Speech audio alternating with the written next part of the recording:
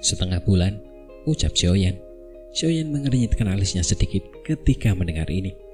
Kemungkinan akan memakan waktu lebih dari 10 hari bagi seseorang untuk bergegas dari tempat ini ke sekte bunga. Dari kelihatannya, sepertinya dia akan sedikit terdesak waktu. Apakah ketua sekte itu satu-satunya orang di sekte bunga yang menentang Yunyun? Bagaimana dengan para ahli lainnya? Sekte bunga dapat dianggap sebagai faksi besar dengan warisan yang panjang. Sekte itu jelas memiliki fondasi yang cukup kuat. Jika seluruh sekte bunga tidak dapat menerima Yunyun, kemungkinan besar pihak lain tidak akan tinggal diam, bahkan jika masalah ini diselesaikan kecuali seseorang meninggalkan sekte ini, ucap Xiaoyan. Sekte bunga memang memiliki fondasi yang cukup kuat, akan tetapi sebagian besar ahli sejati dari generasi yang lebih tua menghabiskan waktu mereka dengan terus-menerus mengasingkan diri. Jika para ahli generasi yang lebih tua ini masih berada di sekte, wanita itu tidak akan menjadi kepala sekte sementara. Adapun para tetua lainnya, sebagian besar dari mereka setia kepada nenek Hua. Mereka tentu saja tidak akan keberatan dengan wasiat nenek Hua. Satu-satunya masalah adalah wanita itu, ucap Nalan Yanran menjelaskan. Jadi begitu masalahnya, ucap Xiaoyan lalu mengangguk sedikit. Ekspresinya sedikit menghangat. Jika wanita itu satu-satunya yang menantang, akan mudah untuk menyelesaikan masalah ini. Pergi saja jika kau ingin. Suara tua tiba-tiba terdengar saat Xiaoyan sedang berpikir keras. Sosok Yalau muncul di kursi di sampingnya pada waktu yang tidak diketahui dan berbicara sambil tersenyum ke arahnya. Guru. Xiaoyan terkejut saat melihat ini. Seketika dia mengangguk. Masalah ini terkait dengan Yunyun. Dia tentu tidak akan menghindar karenanya. Apapun masalahnya, dia harus pergi ke sekte bunga ini.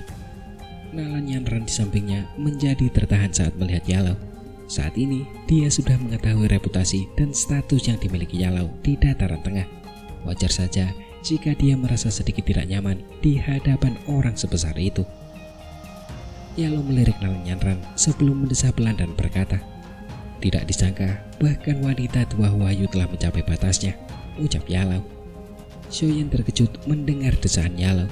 Seketika, ia mengerti bahwa wanita tua bernama Wahyu ini adalah nenek Hua yang misterius yang dibicarakan Nalan Yanran. Seketika, ia bertanya dengan heran, "Apakah guru mengenalnya?" ucap Xiaoyan. "Wanita tua ini menjadi terkenal di dataran tengah jauh sebelum aku.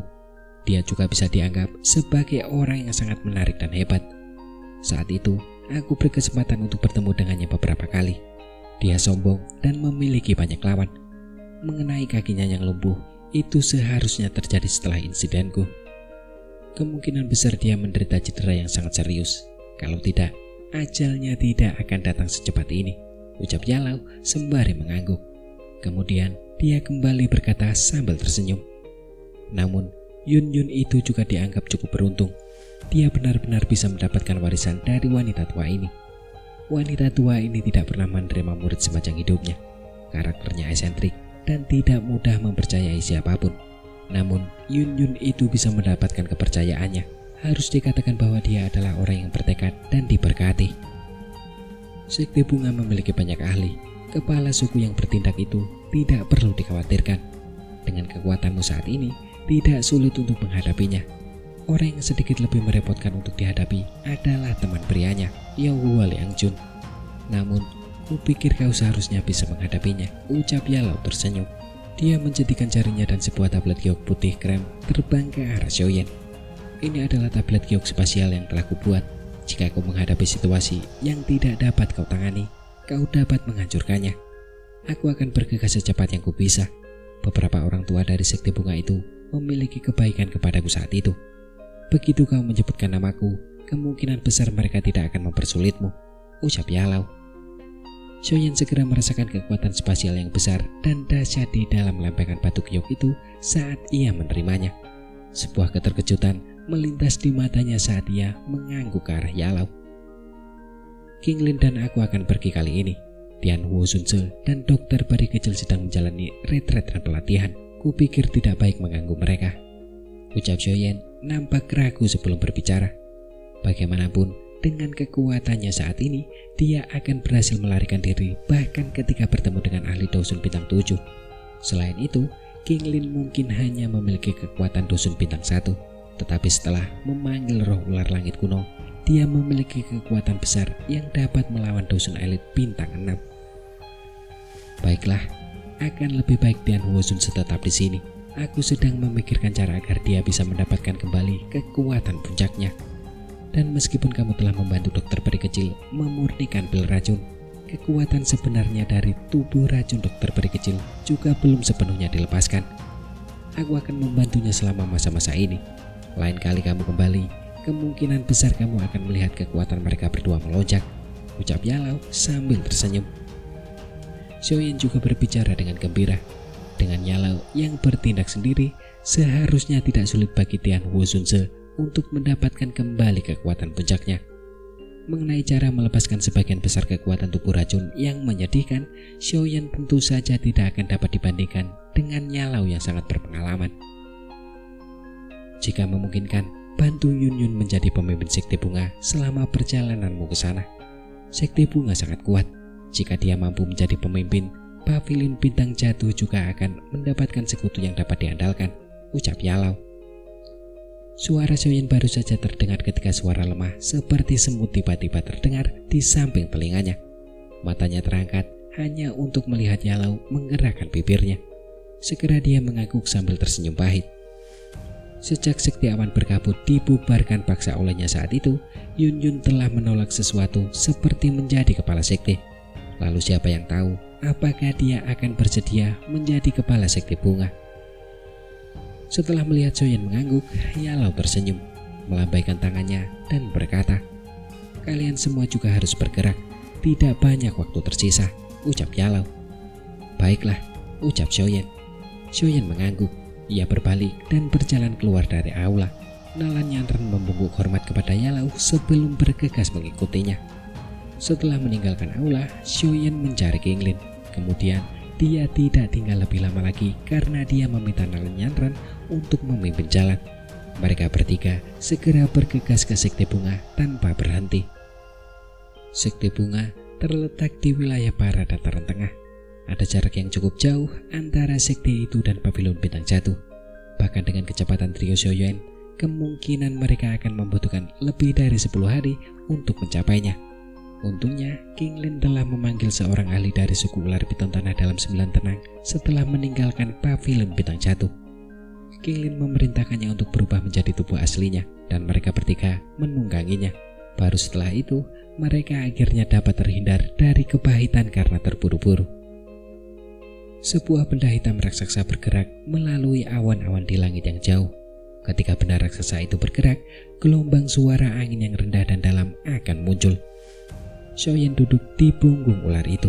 Meskipun tubuh ular piton tanah dalam 9 tenang ditutupi sisik-sisik licin yang dingin, tubuhnya bahkan tidak bergerak sedikit pun. Angin kencang bertiup melewati telinganya tetapi rambutnya bahkan tidak bergerak sedikit pun. Pada saat ini, Xiaoyan memejamkan matanya rapat-rapat. Pikirannya tenggelam dalam alisnya. Api dingin tulang perlahan memancarkan suhu yang tidak biasa di area titik itu. Berbeda dari api lainnya, api jenis ini akan memberi seseorang perasaan dingin yang luar biasa. Namun, di dalam dinginnya es ini tersembunyi energi panas yang liar dan ganas. Kedua energi yang berlawanan ini menyatu dengan sempurna, menyebabkan seseorang tanpa sadar seolah ingin memuji kemisteriusan dunia ini. Alis Xiaoyan adalah tempat kekuatan spiritualnya bertahan. Namun beruntunglah Xiaoyan telah menanamkan jejak spiritual ke dalam api dingin tulang saat ini. Oleh karena itu, suhu misterius ini tidak menimbulkan ketidaknyamanan bagi jiwa Xiaoyan. Sebaliknya, hal itu menyebabkan fluktuasi spiritualnya menjadi semakin hidup. Api dingin tulang menyala dengan ganas. Segel api putih di antara alis Xiaoyan juga memancarkan sedikit cahaya. Pada saat ini, dia terus-menerus dan perlahan menggabungkan kekuatan spiritualnya ke dalam api dingin tulang. Api surgawi ini telah disempurnakan oleh Yalau selama bertahun-tahun. Meskipun Yalau telah menghilangkan jejak spiritualnya, api itu masih memiliki sedikit perlawanan terhadap jiwa-jiwa lain. Yang perlu dilakukan Xiaoyan adalah secara bertahap membiarkan api dingin tulang terbiasa dengannya sebagai pemilik barunya dan mengatasi perlawanan itu. Awalnya, ini adalah proses yang menghabiskan banyak waktu. Namun pada percobaan pertama Xiaoyan untuk memperkuat keakraban di antara keduanya, ia tiba-tiba menemukan bahwa penerimaan api dingin tulang terhadapnya telah jauh melampaui harapannya. Selain membuatnya terkejut, hal itu juga memberikannya kegembiraan yang besar. Xiaoyan hanya perlu berpikir sejenak sebelum memahami transformasi semacam ini. Ketika Yalou ditangkap saat itu, ia telah menyegel api dingin tulang di dalam tubuh Xiaoyan. Di lain sisi, Xiaoyan juga telah menguasainya. Setelah bersama selama bertahun-tahun, Xiaoyan sebenarnya juga dapat dianggap sebagai pemilik kedua api dingin tulang. Saat ini, pemilik kedua ini sedang maju untuk menjadi pemilik utama. Keakraban di antara keduanya secara alami akan melonjak dengan cepat. Berdasarkan kecepatan ini, Xiaoyan menduga bahwa dia akan dapat menggunakan mantra api untuk segera memurnikan api dingin tulang. Kecepatan seperti ini mungkin bahkan Yalou tidak akan menduganya. Selama perjalanan berikutnya, Xiaoyan pada dasarnya akan memfokuskan pikirannya dan membiarkan jiwanya menyatu dengan api dingin tulang. Di bawah ketahanan dan kerja kerasnya ini, daya tahan api dalam api dingin tulang dengan cepat menjadi lebih lemah setiap harinya. Xiaoyan memejamkan mata dan menenggelamkan pikirannya ke dalam tubuhnya di punggung ular besar itu. Bahkan nafasnya menjadi jauh lebih lemah. Segel api di antara alisnya perlahan memancarkan cahaya redup saat dia bernafas. Nalen Yanran dan King Lin di sampingnya mengalihkan pandangan mereka setelah melihat situasi ini. Mereka pada dasarnya sudah terbiasa dengan tindakan Xiaoyan selama periode waktu ini. Ketika kedua orang itu mengalihkan pandangan mereka, mata Xiaoyan yang tertutup rapat sedikit bergetar. Segel api di antara alisnya tiba-tiba memancarkan cahaya api yang menyilaukan. Pada saat berikutnya, segel api itu tampak telah dihidupkan kembali. Segel itu perlahan bergoyang dan benar-benar meresap ke dalam kulit Xiaoyan, hingga kemudian akhirnya segel itu perlahan menghilang. Perubahan yang tiba-tiba dan tak terduga ini juga membuat Nalen Yanran dan King Lin terkejut. Sebelum mereka sempat berbicara, mata Xiaoyan yang tertutup rapat perlahan terbuka. Mata hitamnya yang gelap kini memiliki api putih pekat yang menyala di dalamnya. Pada saat ini, perlawanan di dalam api dingin tulang sebenarnya telah disempurnakan dan dihilangkan sepenuhnya oleh Xiaoyan. Api putih pekat memenuhi kedua mata Xiaoyan. Butuh waktu lama sebelum kedua matanya perlahan memucat. Setelah api itu menghilang, matanya pun kembali jernih. Uap keruh dihembuskan dari Xiaoyan. Wajahnya ditutupi oleh lapisan fluoresensi samar. Ada kegembiraan yang tidak bisa disembunyikan samar-samar di sana.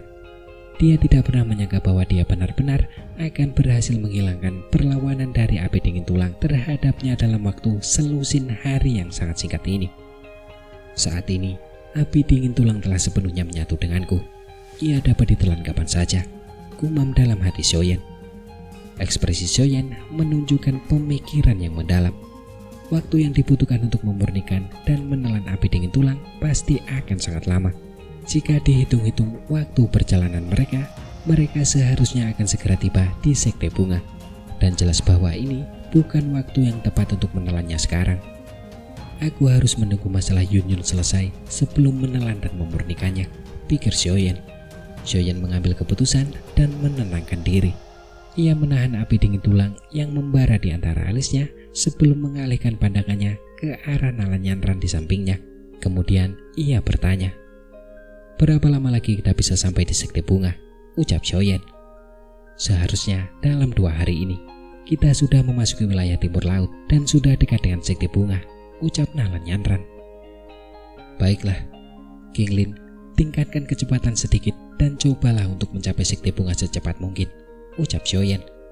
Xiaoyan mengangguk sedikit sementara matanya menoleh ke arah King Lin dan berkata, saat mereka semakin dekat dengan Sekte Bunga, ada semacam perasaan cemas yang samar-samar hadir di hatinya. Dia bertanya-tanya seperti apa sekarang orang itu yang sudah lama tidak dia temui. King Lin di sampingnya juga tersenyum dan mengangguk. Tangan kecilnya menempuk punggung ular di bawahnya. Sosok ular itu bergetar dan kecepatan mereka bergerak di langit tiba-tiba meningkat. 3 hari kemudian, trio Xiaoyan yang lelah karena perjalanan akhirnya melambat saat mereka berada di udara di atas pegunungan yang terbentang tak berujung. Mata Nalan Yanran menyapu ke segala arah. Akhirnya ia perlahan mendarat. Sebuah benda berbentuk kelopak bunga melesat keluar dari cincin penyimpanan miliknya. Benda berbentuk kelopak bunga itu baru saja melesat keluar saat memasuki ruang di depannya. Riak aneh terpancar dari ruang itu. Sesaat kemudian, penghalang spasial yang sangat besar muncul di depan mata kelompok Xiaoyan. Penghalang spasial yang begitu besar, benar-benar hebat, gumam Xiaoyan. Keterkejutan juga melintas di mata Xiaoyan saat ia melihat penghalang spasial ini. Sekte bunga ini mungkin tidak memiliki kekuatan untuk menciptakan alam, tetapi teknik semacam ini untuk menggunakan penghalang spasial guna menyembunyikan lokasi sekte tersebut tampaknya tidak remeh. Penghalang spasial itu perlahan berfluktuasi. Seketika, penghalang itu terbelah dan membentuk garis retakan spasial. Nalan Yanran memberi isyarat kepada Xiaoyan dan juga Qinglin. Setelah itu, dia memimpin untuk masuk. Qinglin buru-buru menyimpan suku ular piton tanah dalam sembilan tenang dan segera mengikutinya bersama Xiaoyan. Mata mereka terbelalak saat memasuki penghalang spasial. Semacam aroma bunga yang luar biasa pekat menyerbu mereka. Bagian dalam aroma bunga semacam ini samar-samar tampak dipenuhi dengan energi alam yang sangat kuat. Tempat yang misterius, gumam Xiaoyan. Xiaoyan berada di udara. Ia melihat dunia yang tersembunyi di balik penghalang spasial.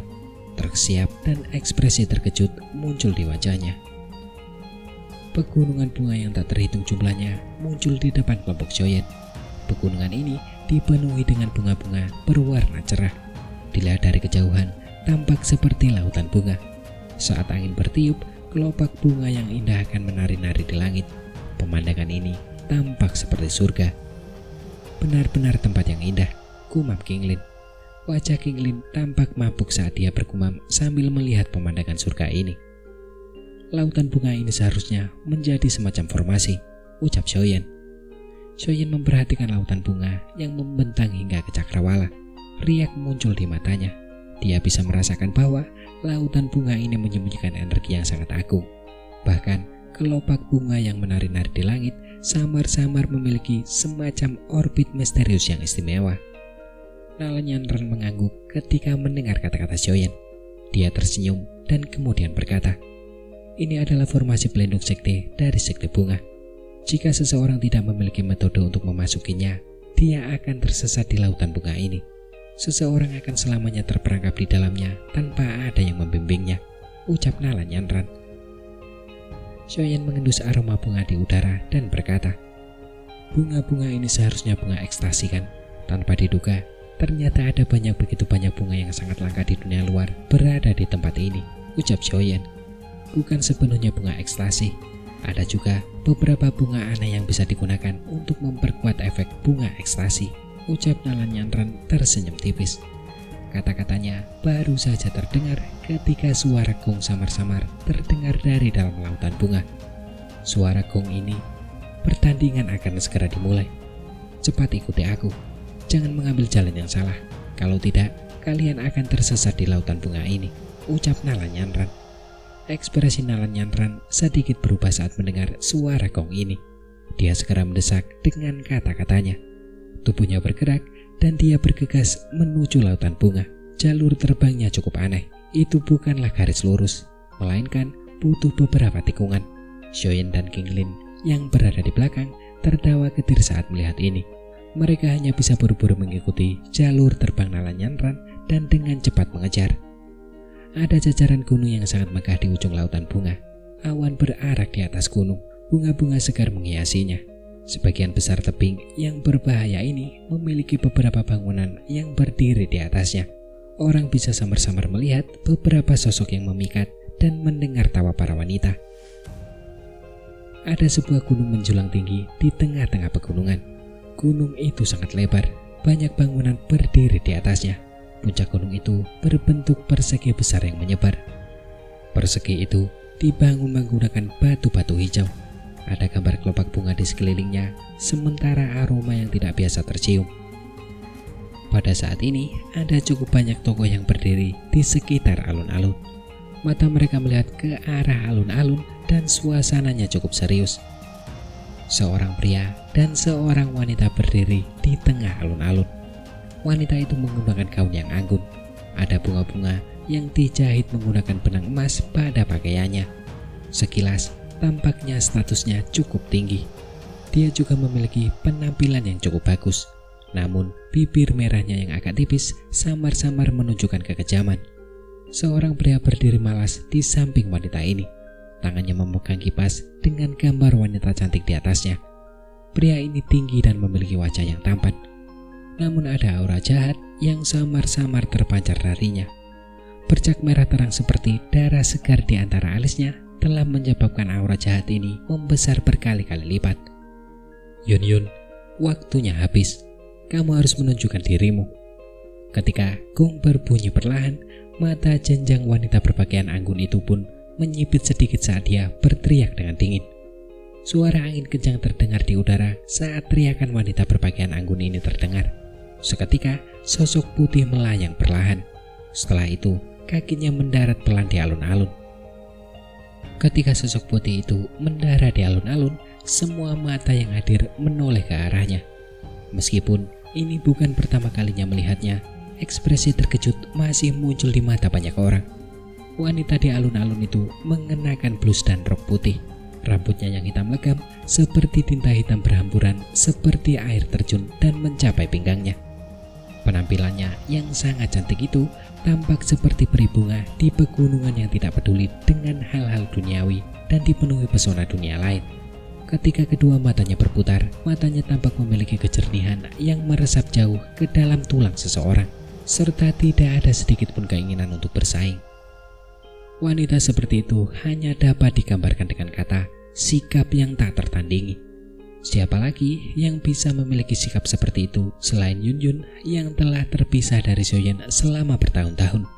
Beberapa tahun telah menyebabkannya menjadi seperti anggur yang telah diseduh jauh di dalam tanah, dan itu membuatnya semakin memabukkan, bahkan seolah memberi seseorang dorongan untuk tidak ingin terbangun dari mabuknya.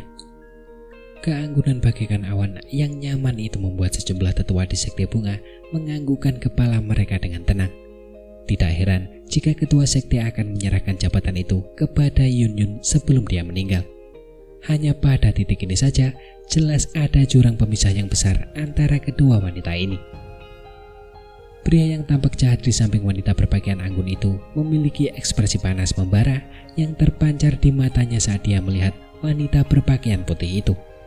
Kecantikan yang luar biasa seperti itu memiliki daya tarik yang mematikan bagi seseorang yang mencintai keindahan seperti hidupnya. Tatapan mata dari seluruh tempat yang tiba-tiba tertuju pada Yun juga membuat wanita berpakaian anggun itu mengencangkan tangannya. Rasa cemburu yang mendalam melintas di matanya. Kemudian dia tertawa dingin dan berkata, "Kupikir kau tidak akan berani datang hari ini," ucap wanita itu. Mendengar itu, Yun mengernyitkan alisnya sedikit. Dia menatap wanita yang berpakaian anggun dan agresif itu dan berkata, "Ketua sekte, aku tidak menginginkan posisi ketua sekte. Mengapa kau harus memaksaku dengan cara yang begitu pahit?" ucap Yun. "Jika kau ingin tetap aman, kau harus menyerahkan doge milik ketua sekte sebelumnya. Ketua sekte ini telah menerimamu dengan baik saat itu. Tidak disangka kau benar-benar berani mencoba untuk menyentuh posisi ketua sekte bunga milikku," ucap wanita berpakaian anggun itu berkata dengan dingin. "Jika aku tahu bahwa Nenek Hua adalah kepala suku bunga, aku tidak akan menyelamatkannya," ucap Yun menggelengkan kepalanya dan berkata dengan lembut sebelum kembali berkata, "Adapun segel dagu itu telah ditinggalkan di tubuhku oleh Nenek Hua. Jika kamu benar-benar menginginkannya, kamu bisa datang dan mengambilnya," ucap Yun. "Apa kau benar-benar berpikir bahwa ketua sekte ini takut padamu?" ucap wanita berpakaian anggun. Wanita berpakaian anggun itu tertawa dingin. Seketika dia melirik pria jahat itu hanya untuk melihat bahwa pria itu sedang menatap Yun. Kemarahan pun langsung membuncah di dalam hatinya saat dia berteriak, "Yao Liang, serang dia bersamaku," ucap wanita itu. "Yun, kau memiliki warisan dari kepala sekte lama. Kurasa kau seharusnya tidak punya masalah melawan dua orang sendirian. Kau juga tahu aturan sekte bunga. Sepasang kekasih bisa bertarung bersama. Ucap wanita berpakaian anggun itu mengalihkan pandangannya ke arah Yun Yun dan tertawa dingin sebelum kembali berkata, "Jangan bilang aku menindasmu. Kalau kau punya teman, kau juga bisa mengajaknya." Alis sejumlah tetua sekte bunga sedikit berkerut ketika mendengar kata-kata itu dari wanita yang berpakaian anggun itu. Senyum tipis muncul di wajah Yun Yun.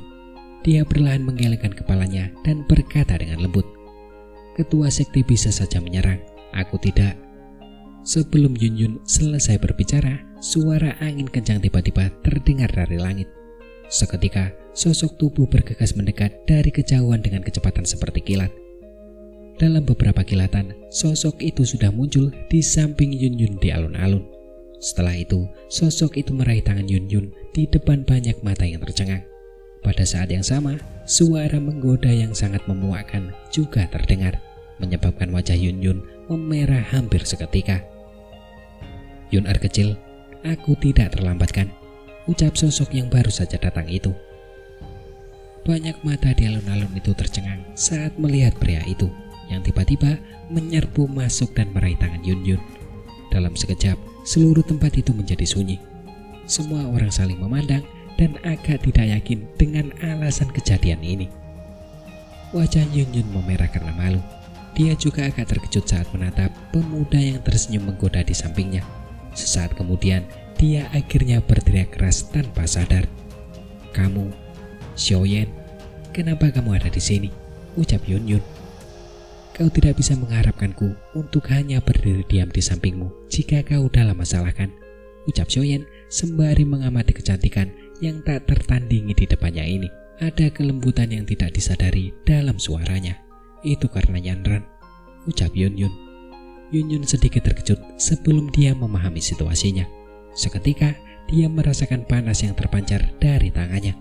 Dia buru-buru menarik tangannya dari telapak tangan Xiaoyan dengan wajah merah yang cantik dan berbicara dengan agak hati-hati. "Ini sekte bunga. Bagaimana bisa kamu begitu saja menerobos masuk dengan gegabah?" ucap Yun Yun. Xiaoyan tersenyum tipis dan berkata, "Kau sudah bersembunyi dariku selama bertahun-tahun. Seharusnya itu sudah cukup, bukan?" ucap Xiaoyan. "Siapa yang bersembunyi darimu?" ucap Yun Yun. "Siapa orang yang datang? Beritahu aku namamu. Kau benar-benar berani menerobos masuk ke sekte bungaku," ucap wanita berpakaian anggun itu memfokuskan pandangannya ke Xiaoyan dan berteriak dingin. Dari sikapnya ini, sepertinya pemuda ini adalah seorang penolong yang ditemukan Yun Yun, pikir wanita berpakaian anggun itu. "Kau bisa memperlakukanku sebagai teman Yun Yun," ucap Xiaoyan melirik wanita berpakaian anggun itu dan berbicara dengan santai. Wajah Yun Yun memerah setelah mendengar kata-kata Xiaoyan. Dia menatap Xiaoyan dengan malu dan marah. Namun Xiaoyan mengabaikannya. Matanya hanya menatap kedua orang di seberangnya. Seseorang dengan kekuatan dusun bintang 2 saja berani bersikap arogan di sini. "Diri yang terhormat ini mengira kau sudah lelah hidup," ucap Yahua Liang Chun. Pria bertambang jahat di samping wanita berpakaian anggun itu dengan lembut mengepakkan kipas lipat di tangannya. Namun ada hawa dingin yang muncul di matanya. Tindakan intim antara Xiaoyan dan Yun Yun membuat hatinya merasa agak tidak senang. "Yun Yun, kau sendiri yang bilang kalau kau tidak punya teman. Namun kau malah tidak bisa menahan diri dan memanggil seseorang," ucap wanita berpakaian anggun itu tertawa dingin. "Baiklah, kau boleh memanggil seseorang kalau kau mau. Kalau tidak, kau mungkin akan mengatakan kalau ketua ini menindasmu. Hari ini, aku akan mengizinkanmu dan bocah kecil ini bertarung bersama. Kalau kau kalah, kau akan menyerahkan dogi dari ketua sekte sebelumnya," ucap wanita berpakaian anggun. Yun Yun mengernyitkan alisnya saat mendengar ini. Dia tidak ingin menyeret Xiaoyan ke dalam pertikaian internal sekte bunga ini. Dia melangkah maju dan baru saja akan berbicara ketika Xiaoyan di sampingnya menghentikannya. "Serahkan saja padaku," ucap Xiaoyan. Yun Yun terkejut ketika mendengar nada tenang Xiaoyan. Matanya yang cantik mengamati pemuda di sampingnya dan melihat garis-garis tegas di sisi wajahnya. Rasa linglung muncul di dalam hatinya. Setelah tidak bertemu dengannya selama beberapa tahun, Xiaoyan saat ini bukan lagi pemuda lembut seperti dulu. Saat ini, Xiaoyan juga memiliki reputasi yang cukup kuat bahkan di dataran tengah yang dipenuhi oleh para ahli. dirinya yang saat ini sudah benar-benar memiliki kualifikasi dan kekuatan untuk berdiri di depannya dan menghalangi semua badai. Beberapa kata tertahan di mulutnya untuk beberapa saat. Akhirnya, kata-kata itu berubah menjadi suara rendah dan patuh. "Baiklah," ucap Yun Yun. "Tentu saja tidak masalah jika kau ingin bertanding. Namun, taruhan pertandingan ini tampaknya agak terlalu menggelikan. Jika kau menang, kau akan mendapatkan doge warisan Yun Yun. Namun jika kau kalah, kau tidak akan kehilangan apapun. Apakah kau pikir ada hal-hal baik seperti itu di dunia ini?" ucap Xiaoyan bertanya samar-samar. Wanita berpakaian anggun itu menyipitkan matanya. Dia tertawa dingin. Jika ketua ini kalah, Yun Yun dapat dengan aman meninggalkan sekte bunga dan tidak ada yang akan mengganggunya, ucap wanita itu. Ekspresi Xiaoyan berubah sedikit dingin saat dia berkata, "Jika hanya seperti ini, maka pertandingan ini tidak perlu dilakukan," ucap Xiaoyan. "Beraninya kau? Apa kau menganggap sekte bungaku sebagai tempat yang bisa kau datangi dan tinggal sesuka hatimu?" Ekspresi wanita berpakaian anggun itu berubah saat melihat ini. Kemudian dia sekali lagi berteriak dengan marah. "Bahkan jika kau bisa meninggalkan sekte bunga hari ini, kau akan dikejar oleh sekte bunga selama sisa hidupmu," ucap wanita berpakaian anggun itu. "Jika kau berani, kau bisa datang dan mengejarku sampai ke pavilion bintang jatuh," ucap Xiaoyan. Xiaoyan tidak menyerah saat menghadapi teriakan marah dari ancaman wanita berpakaian anggun ini. Dia hanya tertawa dingin. "Pavilion bintang jatuh," gumam wanita berpakaian anggun itu dan terkejut saat mendengarnya. Ekspresinya langsung berubah sedikit saat dia berbicara dengan nada terganggu. "Kamu adalah seseorang dari pavilion bintang jatuh," ucap wanita itu. Sekte bunga juga telah mendengar tentang masalah pavilion bintang jatuh yang telah menghasilkan elit Banseng. Dengan kehadiran seorang elit sekelas itu, pavilion bintang jatuh tidak perlu takut kepada sekte bunga dengan kekuatannya. Selain itu, tidak seorang pun akan lupa bahwa elit Banseng dari pavilion bintang jatuh juga merupakan seorang alkemis top di benua Doki. "Namaku Xiaoyan, guruku Yao Chen. Sebelum aku pergi, guru telah memerintahkanku untuk mewakili dirinya yang sudah tua untuk menyapa para tetua sekte bunga jika aku bertemu dengan mereka," ucap Xiaoyan. Xiaoyan tiba-tiba mengangkat matanya. Ia melihat ke arah pegunungan hijau subur di sekitar sekte bunga. Teriakannya yang keras menyebar serta mengandung sedikit doki sebelum bergema terus-menerus di seluruh tempat itu. Sejak dia melangkah masuk ke sekte bunga, Xiaoyan samar-samar bisa merasakan bahwa ada beberapa aura tersembunyi yang hadir di dalam pegunungan. Semua aura ini sangat kuat. Kemungkinan besar aura itu milik beberapa ahli dari generasi tua di sekte bunga yang tidak menunjukkan diri. Xiaoyan mungkin tidak takut pada ahli lain dari sekte bunga. Namun, dia harus berhati-hati terhadap iblis-iblis tua ini. "Xiaoyan," gumam wanita berpakaian anggun. Wanita berpakaian anggun dan ekspresi Yahua Liangchun sedikit berubah ketika mereka mendengar Xiaoyan menyebutkan namanya. Mereka tidak menyangka bahwa Xiaoyan benar-benar memiliki latar belakang seperti itu. Para pengikut sekte bunga dari alun-alun sekitar juga saling berbincang secara pribadi. Banyak mata yang penasaran tertuju pada Xiaoyan. Sekte bunga hanya memiliki pengikut perempuan. Mereka tentu saja tertarik pada pria muda yang luar biasa seperti Xiaoyan. "Dia sebenarnya murid Yao Chen. Orang tua itu benar-benar perhatian. Jika aku punya waktu di masa depan, aku pasti akan mengunjungi pavilion bintang jatuh." Segera setelah teriakan keras Xiaoyan terdengar, suara tua yang agak serak perlahan terdengar dari dalam pegunungan. Akhirnya, suara itu bergema di seluruh alun-alun. Xiaoyan menangkupkan kedua tangannya dengan hormat ke arah asal suara itu. Setelah itu, matanya beralih ke wanita berpakaian anggun yang ekspresinya berubah-ubah itu dan tertawa samar. "Wajin, karena Tuan Xiaoyan punya permintaan, mari kita dengarkan dia." Seorang wanita tua di sebelah utara alun-alun perlahan membuka mulutnya dan berkata, dari pakaiannya, dia seharusnya adalah seorang tetua sekte bunga. Selain itu, statusnya tampak cukup hebat. Mendengar ini, wanita berpakaian anggun bernama Wajin hanya bisa menggertakkan giginya dengan enggan. Kemudian dia berkata, "Jika kamu memiliki sesuatu untuk dikatakan, Katakan saja dengan cepat, ucap Hua Jin. Jika kita kalah dalam pertandingan ini, warisan Douqi di dalam tubuh Yun Yun akan diberikan kepadamu. Jika pihakmu kalah, posisi kepala sekte bunga akan diberikan kepada Yun Yun, ucap Xiaoyan. Jadi kau mengincar posisiku sebagai ketua sekte bunga, ucap Hua Jin. Ekspresi Hua Jin tampak gelap dan dingin saat dia tertawa terbahak-bahak. Mendengar itu, Yun Yun di sampingnya juga buru-buru berkata, Xiaoyan, aku tidak tertarik menjadi ketua sekte. Jangan menambah masalah lagi, ucap Yun Yun. Nenek Hua awalnya telah memindahkan posisi kepala sekte kepada Yun Yun. Namun, kamu telah dengan tidak tahu malu merampas prasasti Giok yang melambangkan kepala sekte. Saat ini, dia hanya mengambil kembali barang yang diberikan nenek Hua kepadanya, ucap Xiaoyan lalu tertawa dingin. Dasar bocah kurang ajar, ucap Hua Jin. Ekspresi Hua Jin berangsur-angsur menjadi dingin saat melihat Xiaoyan bertindak dengan cara yang tidak sopan. Namun, dia tidak menanggapi. Dia hanyalah seorang kepala sekte sementara. Sejujurnya, tidak banyak tetua di dalam sekte yang mendukungnya. Jika bukan karena dia telah dipersiapkan oleh nenek Hua saat itu selama lebih dari 1 dekade, kemungkinan besar bukan gilirannya untuk mengambil posisi kepala sekte sementara ini. Jika sesuatu yang tidak terduga benar-benar terjadi kali ini, kemungkinan besar posisi itu benar-benar tidak ada hubungannya dengannya. Wanita tua sialan, aku sudah mengikutimu selama lebih dari 1 dekade. Jangan bilang kalau itu tidak akan lebih dari 3 tahun pelacur ini tinggal bersamamu, ucap Hua Jin.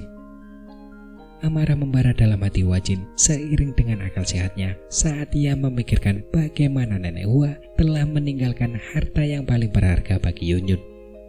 Hua Jin menghirup udara dalam-dalam. Ia menahan amarah di dalam hatinya. Matanya tiba-tiba beralih ke Yahua Liangjun di sampingnya. Yahua Liangjun lebih kuat di antara keduanya. Segala sesuatu akan ditentukan oleh apa yang dipikirkannya. Yahua Liangjun melirik Xiaoyan dengan acuh tak acuh, tampak menyadari apa yang dipikirkan Hua Jin dalam hatinya. Kipas di tangannya dikepakkan perlahan.